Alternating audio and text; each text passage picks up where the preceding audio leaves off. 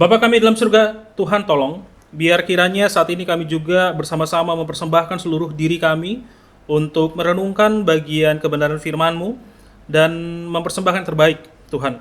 Emas kemenyanan mur gampang untuk kami berikan karena itu adalah persembahan yang satu kali. Kadang-kadang kami memberikannya satu kali seumur hidup, tapi tidak seluruh diri kami kepada Tuhan. Dan kami akan melakukannya hanya sekali setahun, Tuhan, di hari Natal.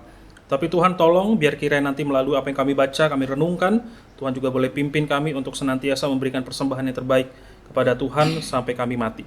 Terima kasih Bapak, ini doa permohonan kami, berkati juga sekolah minggu, biar firman Tuhan yang ditanamkan, biar Tuhan sendiri yang bekerja. Dalam nama Yesus kami berdoa. Amin. Ya, silakan dulu Bapak Ibu. Boleh slide-nya, thank you. Bapak Ibu, mari kita buka Mazmur 23 ayat 6.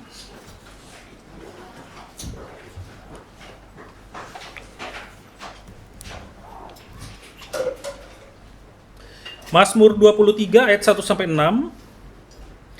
Bapak Ibu, Mazmur 23 ayat 1 sampai 6 ini sebagai firman Tuhan yang untuk penutup kita dari tahun ini ya. Mazmur 23 ayat 1 sampai 6, demikian firman Tuhan, Mazmur Daud, Tuhan adalah gembalaku, takkan kekurangan aku. Ia membaringkan aku di padang yang berumput hijau. Ia membimbing aku ke air yang tenang. Ia menyegarkan jiwaku. Ia menuntun aku di jalan yang benar oleh karena namanya. Sekalipun aku berjalan dalam lembah kekelaman, aku tidak takut bahaya sebab Engkau besertaku. Gadamu dan tongkatmu itulah yang menghibur aku. Engkau menyediakan hidangan bagiku di hadapan lawanku. Engkau mengurapi kepalaku dengan minyak, pialaku penuh melimpah. Kebajikan dan kemurahan belaka akan mengikuti aku seumur hidupku, dan aku akan diam dalam rumah Tuhan sepanjang masa. Bapak Ibu yang terkasih di dalam Tuhan, untuk memahami hal yang sulit kita biasanya butuh metafora, gambaran atau perbandingan yang memudahkan kita untuk memahami konsep-konsep yang mungkin yang sulit. Misalnya kalau kita membandingkan Allah itu sebagai polisi, kita akan berpikir tugas utama polisi apa? Untuk liatin ini orang melakukan hal yang jahat nggak? Nah, ini perilakunya benar atau enggak? Oke. Tapi metafora-metafora ini atau penggambaran di mana kita mencoba memahami Tuhan dengan lebih mudah, kadang memiliki dampak yang serius. Kalau kita pikir Allah sebagai polisi, kita tahu hal yang negatif dari polisi apa? Kita akan sangat berhati-hati dengan tindakan dan perilaku kita. Yang penting jangan kelihatan sama Tuhan atau ketahuan. Bisa jadi kita berhubungan dengan Tuhan malah penuh ketakutan dan tekanan. Sebagaimana kalau ada polisi lewat, langsung otomatis setiap kali ngantar kita, itu jadi di jalan menuju Unsada ada jalan yang panjang itu lurus ya. Entah kenapa, seumur hidup jarang saya lihat ada operasi lintas jaya.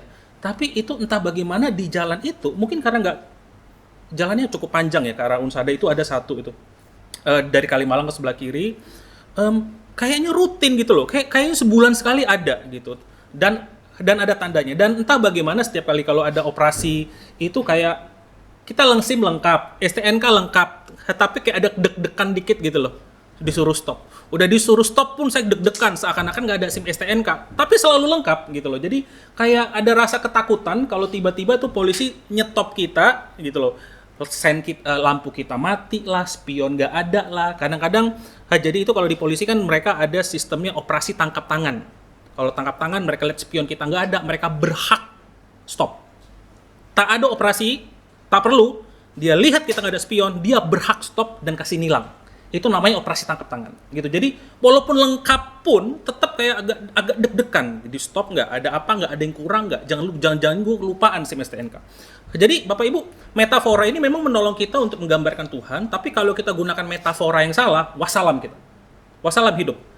Allah sebagai center class, Allah sebagai kakek atau nenek kita, Allah sebagai orang tua kita, tapi kalau orang tua kita tidak bersikap sebagai orang tua yang takut akan Tuhan, ya sulit kita untuk bandingkan. Nah, di dalam Mazmur 23, Daud itu menggunakan metafora Allah sebagai gembala. Jadi waktu kita tadi sudah baca, Bapak Ibu ingat bahwa situasi di mana Daud menulis Mazmur ini Setidak-tidaknya dia sudah mengalami dua hal yang berat dalam hidupnya. Pertama-tama, waktu dia muda, ia dikejar-kejar oleh dia dikejar-kejar oleh mertuanya, Saul. Mau dibunuh, mau dibunuh. Jadi ingat itu bapak satu ini. Ini bukan Mazmur yang ditulis oleh orang yang lagi nggak ada kerjaan. Ini orang yang orang yang pernah mengalami tekanan hidup dan luar biasa. Dikejar bukan seminggu, bukan 2 minggu, tapi berbulan-bulan. Di masa tua, Daud waktu menjadi raja, ia pernah dikejar-kejar oleh anaknya sendiri bernama Absalom. Daud tidak mau berperang dengan anaknya, karena prajurit-prajurit Absalom adalah prajurit-prajurit dia juga. Dia memutuskan dia pergi, Bapak Ibu. Dia memutuskan dia pergi dari kastilnya dan membiarkan Absalom mendudukinya, tetapi Absalom nggak cukup, Absalom dan juga mengejar bapaknya untuk membunuh dia. Jadi waktu Mazmur 23 ini digambarkan, kita harus ingat ini dalam situasi orang yang lebih pelik situasinya daripada kita, lebih sulit daripada kita. Dan kita ingat, Daud raja. Daud berada di rantai makanan yang tertinggi, Bapak Ibu. Pria yang sudah mendapatkan kehormatan, kuasa, kekayaan, dan bahkan wanita. Ini orang yang lagi di puncak. Orang lagi di puncak, kalau orang yang tidak punya apa-apa, ngomong, Tuhanlah gembalaku. Orang bisa punya alasan kan? Lu miskin aja lo ngomong Tuhan. Lo bergantung sama Tuhan karena lo nggak punya apa-apa. Orang bisa punya alasan. Ini Daud. Kekuasaan, kekayaan, posisi, semua orang takut akan dia. Semenjak Daud itu menjadi raja, tidak ada lagi pasukan-pasukan di sekitar sana yang berani lawan Israel. Di puncak kekuasaannya, Bapak Ibu, Daud menuliskan, Tuhanlah gembalaku, bukan tahtalah gembalaku. Nah, Bapak Ibu, gembala seperti apa yang si Daud ini jelaskan kepada kita? Nah, Bapak Ibu, pertama-tama itu gembala yang digambarkan oleh Daud adalah gembala yang memberikan apa yang kita butuhkan. Gembala yang memberikan apa yang kita butuhkan. Tuhan adalah gembalaku, aku takkan kekurangan. Tapi kekurangan apa? Karena Daud gak kekurangan apapun. Jadi kadang-kadang kita berpikir, Tuhan adalah gembalaku, dia akan memberikan aku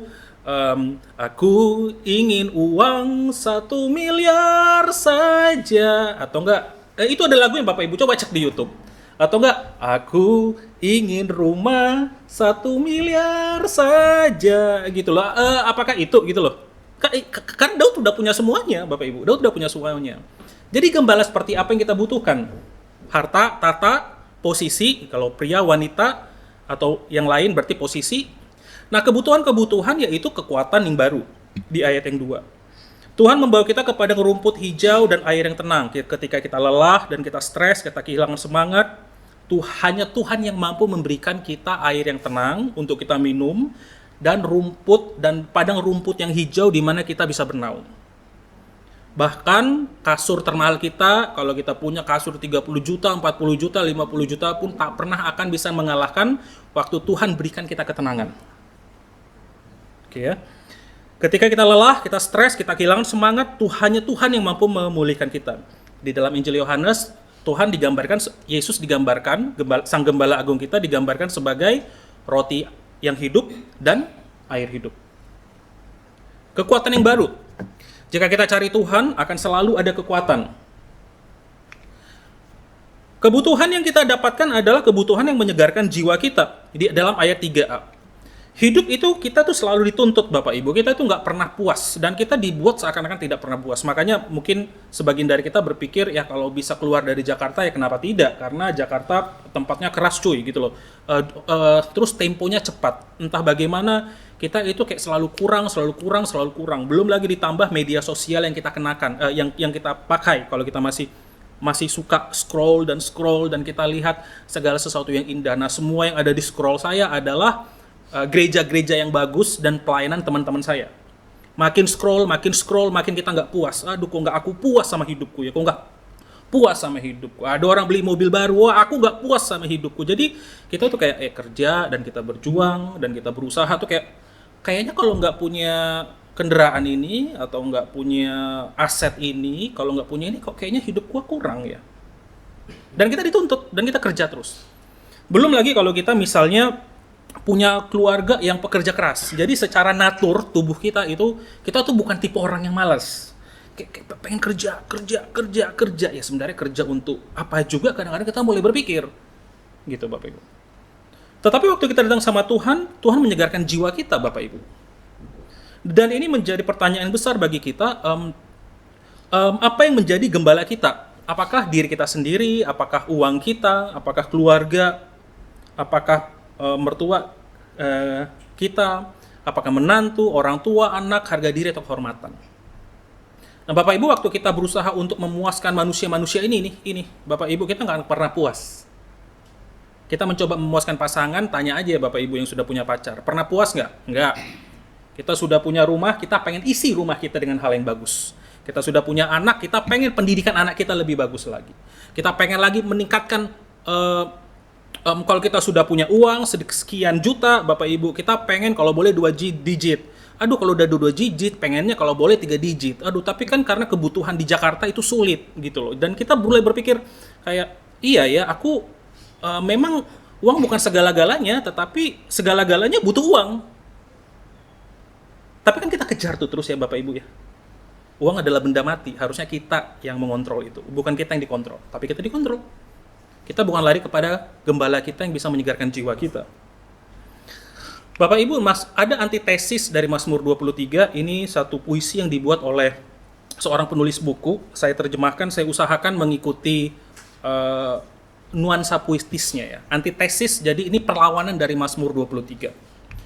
Jam adalah penguasa hidupku. Aku takkan beristirahat. Ia memaksaku berbaring hanya saat aku kelelahan. Ia menuntunku pada depresi yang mendalam. Ia mengejar jiwaku. Ia membawaku berputar-putar dalam hiruk-pikuk kesibukan semata. Meski aku berlari panik dari tugas ke tugas, aku takkan pernah menyelesaikan semuanya. Sebab standarku selalu bersamaku. Batas waktu dan kebutuhanku akan pengakuan mereka mendesakku. Mereka menuntut performa dariku, melebihi batas jadwalku. Mereka mengurapi kepalaku dengan migrain. Tugas-tugasku meluap-luap. Sungguh kelelahan dan tekanan waktu akan mengikutiku sepanjang hidupku. Dan aku akan tinggal dalam belenggu frustrasi selama-lamanya.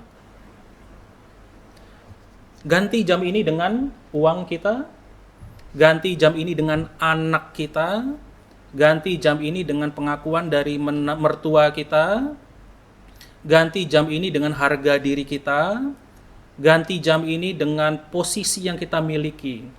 Lu posisi lu middle manager mulu, lu nggak naik-naik, lu kayak nggak ada ambisi gitu loh.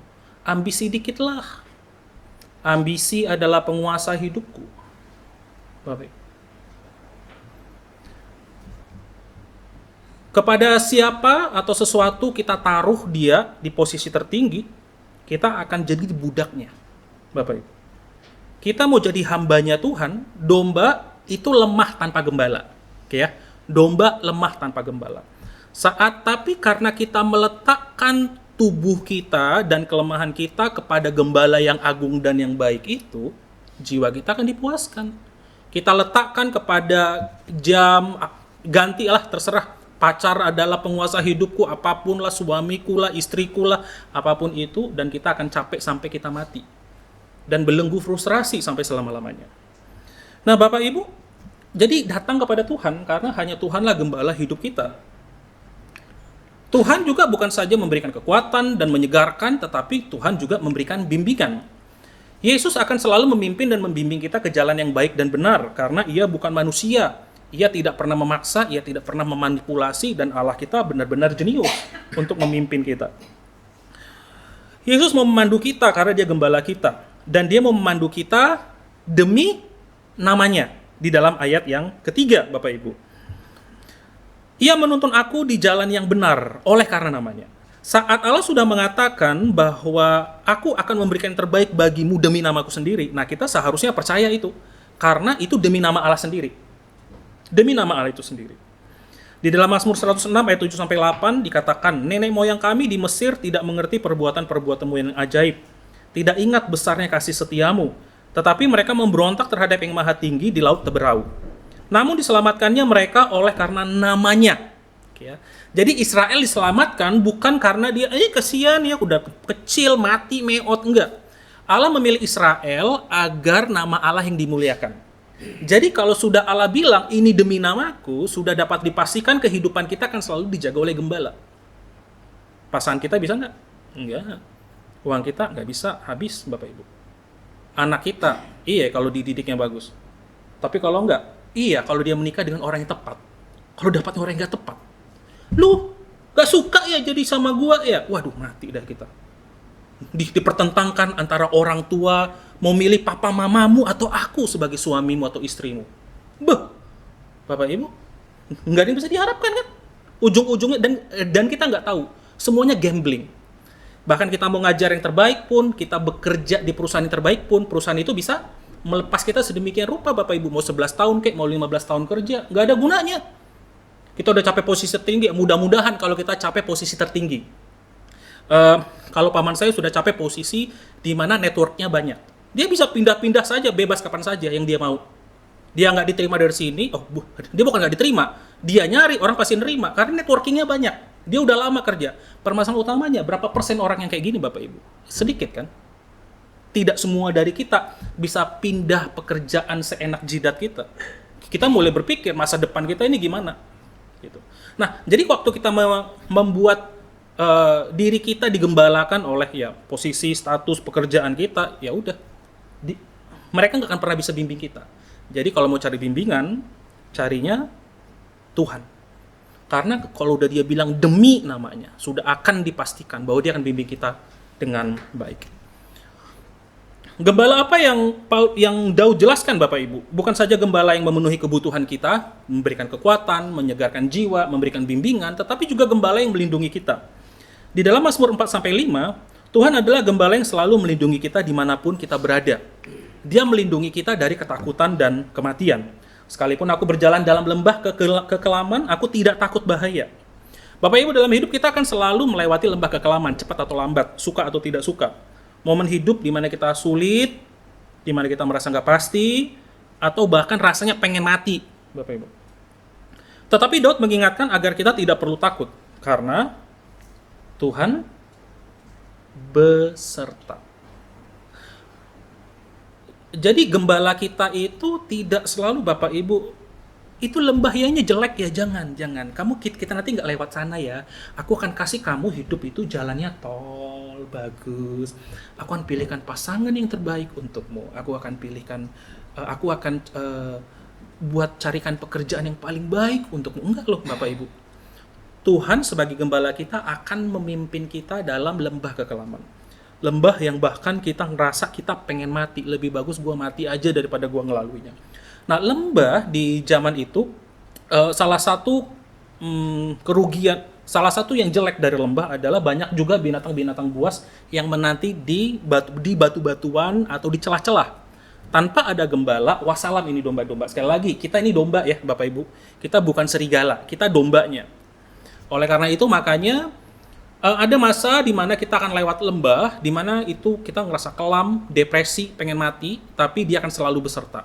Dia akan melindungi kita dengan gada. Jadi gada itu perlindungan, oke, Bapak Ibu, untuk mukul binatang buas, untuk mukul musuh. Jadi kalau Bapak Ibu ada musuh di kantor, Bapak Ibu ada musuh di keluarga kita, Bapak Ibu ada musuh di sekitar kita, ada gadanya Tuhan, dan kita bisa melihat orang-orang yang benar-benar menjadi musuh kita. Ini hati-hati ya, ini hati-hati tapi orang memusuhi kita karena kita memusuhi mereka, pertama, atau yang kedua, kita lakukan yang baik, dia tetap memusuhi kita. Nah, ini berlaku untuk nomor 2, bukan untuk nomor 1 ya, Bapak Ibu. Jadi bukan domba yang bego, ditendang serigala, terus lari, enggak ya. Enggak, bukan kayak gitu. Ini dombanya lagi mengikuti gembala, domba mengikuti gembala, kemudian binatang buas datang, musuh datang. Musuh itu datang, ada gadanya Tuhan, ada tongkatnya Tuhan, akan selalu mengarahkan. Kalau dia udah mulai aneh-aneh, nanti Tuhan itu akan gunakan bagian yang tumpul, gembala itu akan gunakan bagian tumpul untuk kesini. Kalau dia terlalu jauh, dia bisa pakaikan leher kaitnya ini untuk masuk ke dalam leher dombanya. Nah, kalau ini sebenarnya agak kekecilan, biasanya dia cuma segini sih ukurannya, gitu. Kalau itu jadi bisa ngait, Bapak Ibu, bisa dikait, bisa ditarik kalau dia udah mulai melenceng. Tapi ingat, ini untuk gembala, ini untuk domba ya, bukan untuk domba yang berjubah serigala. Tuhan akan selalu melindungi, Bapak Ibu, melewati lembah yang mengancam. Tuhan akan izinkan kita lewat lembah, tapi akan selalu ada penyertaan Tuhan. Tuhan akan melindungi saat kita menghadapi musuh. Bukan saja dia menghadapi musuh, Tuhan akan menjamu kita, memberikan makanan di ayat yang kelima, yaitu Tuhan akan mengurapi kita. Pengurapan itu tanda berkat Tuhan, sehingga waktu musuh melihat ini orang-orang yang memang sudah disertai oleh Tuhan. Bapak Ibu mungkin sudah dengar cerita-cerita ya, orang-orang ditipu oleh orang lain, orang-orang merasa diremehkan atau diserang oleh staf atau karyawan yang lain, tapi entah kenapa hidupnya itu kayak dipegang Tuhan dan aman terus. Nah ini kalau ikuti Tuhan tuh, diurapi, diberkati di depan musuh. Waduh, ini orang-orang yang Tuhan jaga. Sampai hidupku melimpah, pialaku itu penuh melimpah menghadapi musuh. Nah, saudara-saudara, itu yang Tuhan berikan. Tuhan akan berikan kebutuhan kita, Tuhan akan berikan perlindungan kita, dan ada janji gembala yang terakhir. Tuhan menjanjikan kita akan mengejar kita dengan kasih dan setia. Di ayat 6 kita bisa membaca, kebajikan dan kemurahan belaka akan mengikuti aku seumur hidupku. Kalau Bapak Ibu lihat di dalam terjemahan lain, misalnya Bapak Ibu baca BIMK di ayat 6. Di dalam BIMK, Bahasa Indonesia Masa Kini, dituliskan demikian, mempermudah ya. Aku tahu engkau baik kepadaku dan selalu mengasihiku. Dalam terjemahan AYT, ayat Alkitab yang terbuka, sesungguhnya kebaikan dan kasih setiamu akan mengikutiku. Bapak Ibu. Di dalam versi mudah dibaca dituliskan, kebaikan dan kasih karunia akan menyertai aku pada sisa-sisa hidupku. Bapak Ibu. Nah, jadi kita bisa melihat bahwa Tuhan berjanji bahwa Dia akan mengejar kita dengan kasih dan kebaikannya. Bapak Ibu, berbeda dengan manusia. Manusia dapat berkhianat, manusia bisa salah pengertian, manusia kita bisa saling miskom dan saling merendahkan, berkata-kata dengan tajam, menghina, tetapi gembala kita tidak. Mazmur 27 ayat 10. Sekalipun ayahku dan ibuku meninggalkan aku, namun Tuhan menyambut aku. Sekalipun ayah ibuku, sekalipun pasanganku, sekalipun anakku, sekalipun keluarga besarku, sekalipun pekerjaanku yang sudah mapan, sekalipun bosku yang katanya dulu akan baik dan akan berikan yang terbaik untuk kita, gue suka lu, kamu di sini aja, entah tiba-tiba kita main dipecat aja gitu saja kayak dibuang. Enggak, sekalipun itu semua terjadi, Tuhan akan selalu menyambut kita. Kebaikan kasih setia Tuhan bukan sesuatu yang bisa kita hilangkan, Bapak Ibu. Kasih selalu ada bagi kita. Dan di ending hidup kita, di ayat 6b, Tuhan akan membawa kita di dalam kekekalan. Dan aku akan diam di dalam rumah Tuhan sepanjang masa. Jadi, kebaikan dan kesetiaan Tuhan tidak hanya ditunggu kalau kita udah mati, Bapak Ibu. Tetapi waktu kita ada di dalam dunia, Tuhan itu akan tetap menjaga kita. Nah, sekarang problemnya, ini indah ya, Tuhan akan memberikan kebutuhan, Tuhan akan melindungi, ada janji. Problemnya satu. Sekarang problemnya ini, Bapak Ibu.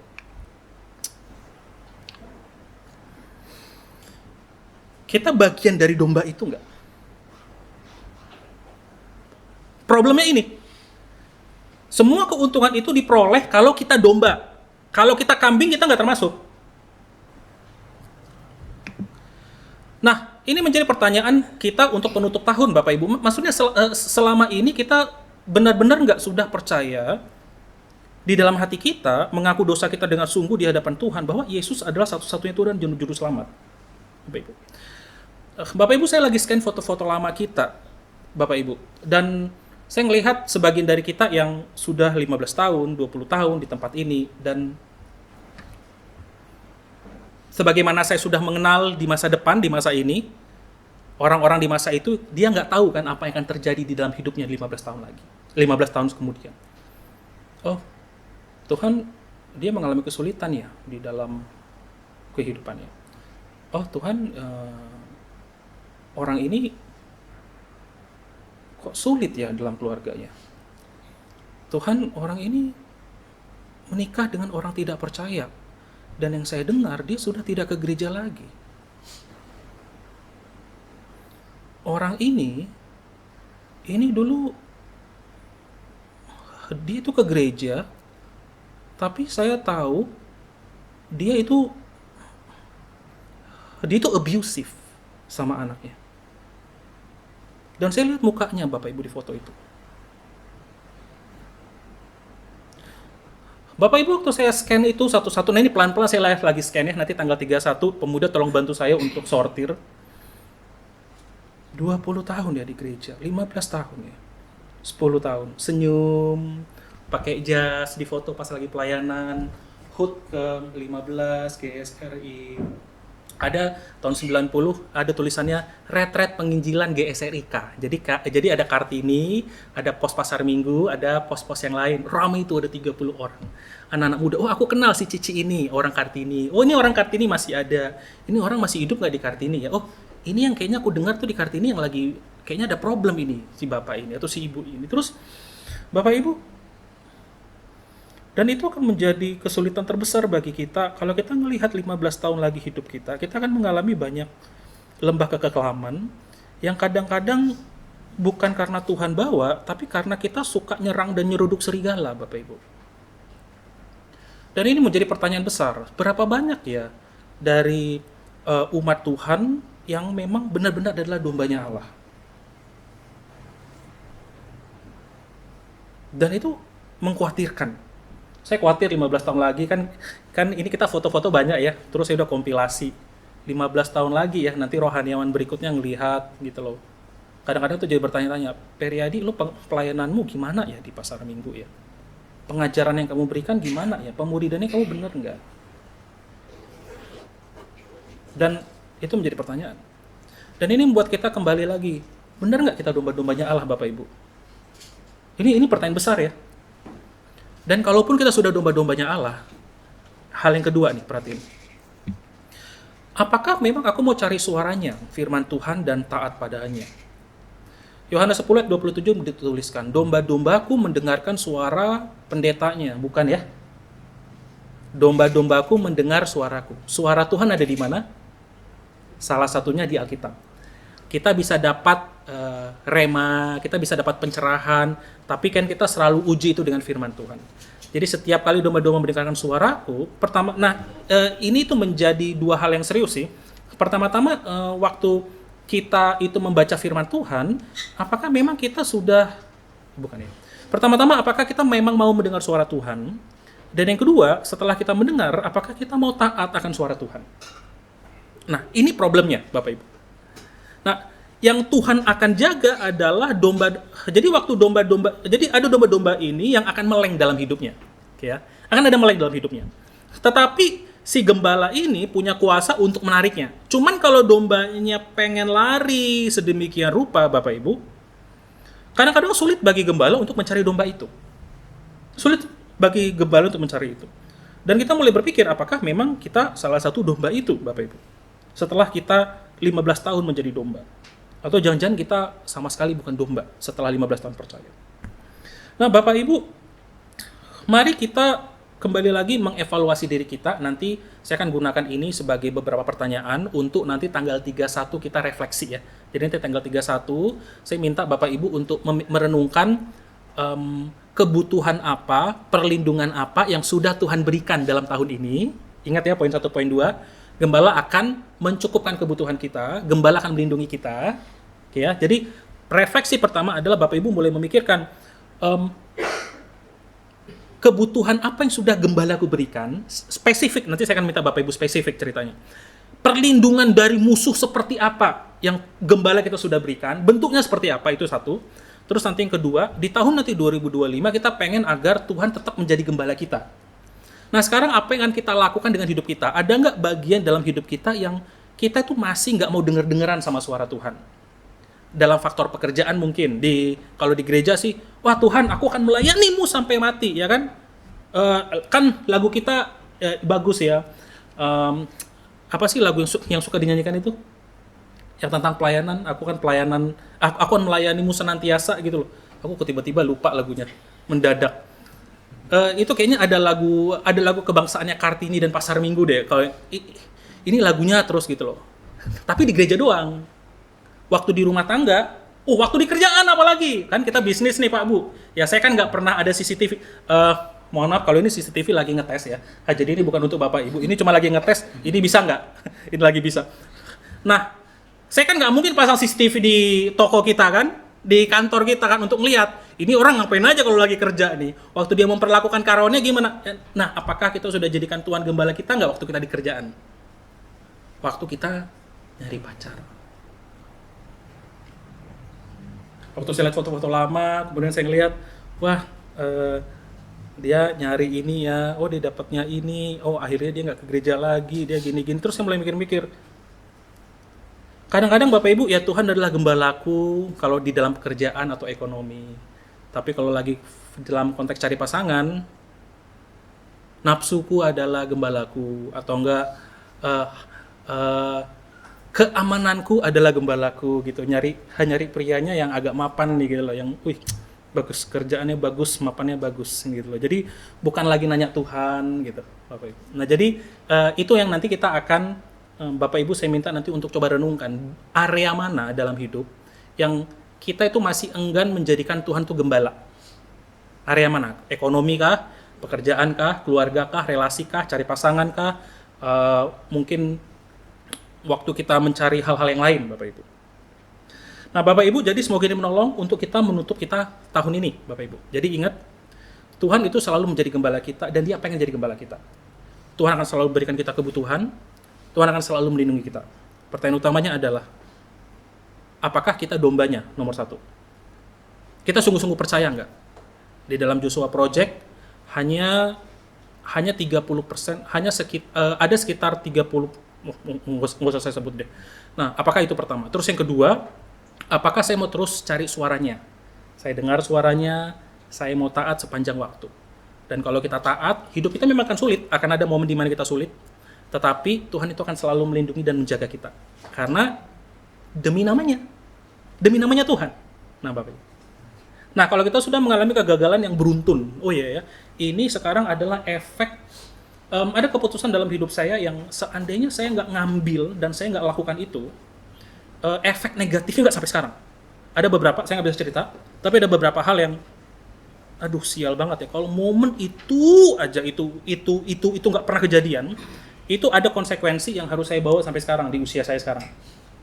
Nah, kita mungkin juga punya konsekuensi hidup dari pilihan-pilihan berdosa yang kita buat di masa lampau. Tapi ingat, kita belum